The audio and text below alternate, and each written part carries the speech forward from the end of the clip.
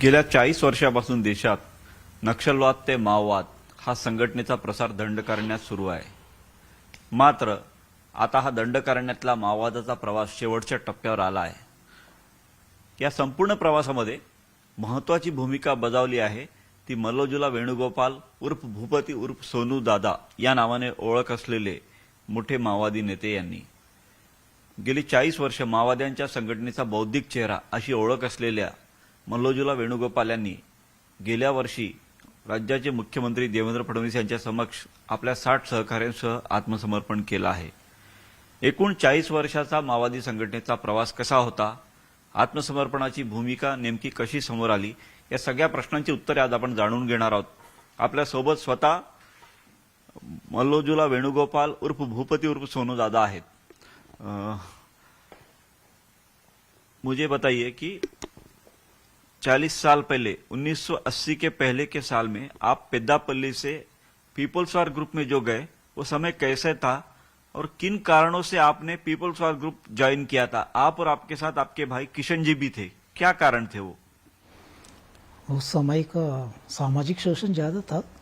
सामंतवाद व्यवस्था के वजह से गांव में सामाजिक शोषण रहता था और उस समय में समाज में भी अलग अलग प्रकार के समस्याओं को लेकर संघर्ष चल रहे थे. पहले भी वहाँ पर हमारे तेलंगाना में सशस्त्र आंदोलन चला था 1946 से लेकर 51 तक और उसका भी प्रभाव था.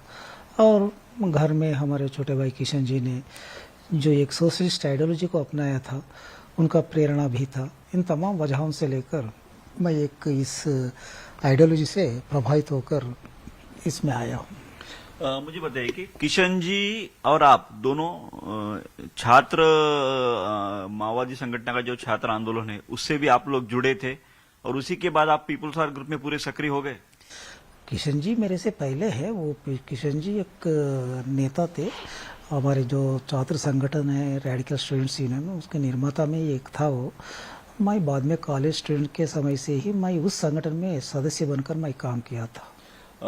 आप दोनों भाई जब माओवादी संगठन उस समय जो नक्सलवादी संगठन बोल के कहा जाता था उसमें जुड़ने के बाद घर के सदस्यों की क्या प्रतिक्रिया थी? आपके माताजी, आपके पिताजी, पूरे परिवार का क्या कहना था उस समय? परिवार में हम 3 भाई थे. बड़ा भाई अपना पढ़ाई और कुछ काम करने के पक्ष में ही था. वो कभी पॉलिटिक्स से जुड़ा हुआ नहीं था. और मेरा पिताजी ने एक फ्रीडम फाइटर था.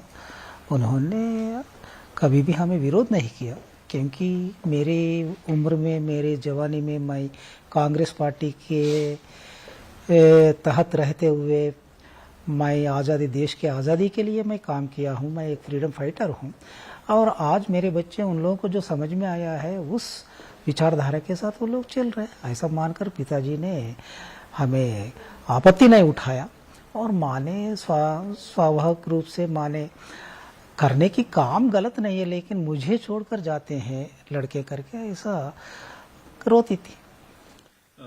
1980 में आप पहली बार सिरोंचा आए, जो महाराष्ट्र का प्रवेश द्वार जिसे कहा जाता है. उस समय सिरोंचा, उसके बाद में अहेरी, ये सभी जगह पर की संगठन की स्थापना में आपका बड़ा रोल रहा है. क्या हालात थे उस समय सिरोंचा, अहेरी, भामरागढ़, एटापल्ली सभी जगह के? मैं ऐसा पहले जो 80 में आए थे उन 7 दलों में मैं नहीं था. मैं 1.5 साल बाद में आया था. 1982 अप्रैल में मैं आया था लेकिन फर्स्ट मैं गोदावरी के उस पार में महादेवपुर में आया था. बाद में 1983 में मैं इधर महाराष्ट्र में आए थे. उस समय में सिरवंचा हो, आयरी हो, येटपल्ली हो, भामरागढ़ हो, सभी जगहों पर फॉरेस्ट वालों का बहुत प्रताड़ना था, पीड़ा था और फॉरेस्ट वालों का बहुत शोषण था.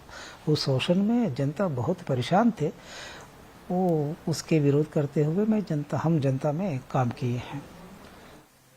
मुझे बताइए कि सिरोंचा, अहेरी, एटापल्ली, भामरागढ़ होते हुए आप लोग बस्तर में चले गए, तो उन परिस्थितियों में आपका वो सफर पूरा कैसे रहा है? एक्चुअली हम इधर से उधर बस्तर नहीं गया है। बस्तर के लिए अलग स्क्वाड्स आए थे, गढ़चिरौली के लिए अलग स्क्वाड्स आए थे। जहाँ के लोग वहाँ काम किए थे, वहाँ के लोग बस्तर के परिस्थितियों में, वे लोग वहाँ भी परिस्थितियों में ऐसा ही परिस्थितियाँ थी। और इधर भी परिस्थितियाँ सेम थी, उधर भी ट्राइबल है, इधर भी ट्राइबल है, सेम ट्राइब्स है। इसलिए वहाँ के लोग वहाँ काम किए, इधर के लोग हम इधर काम किए हैं।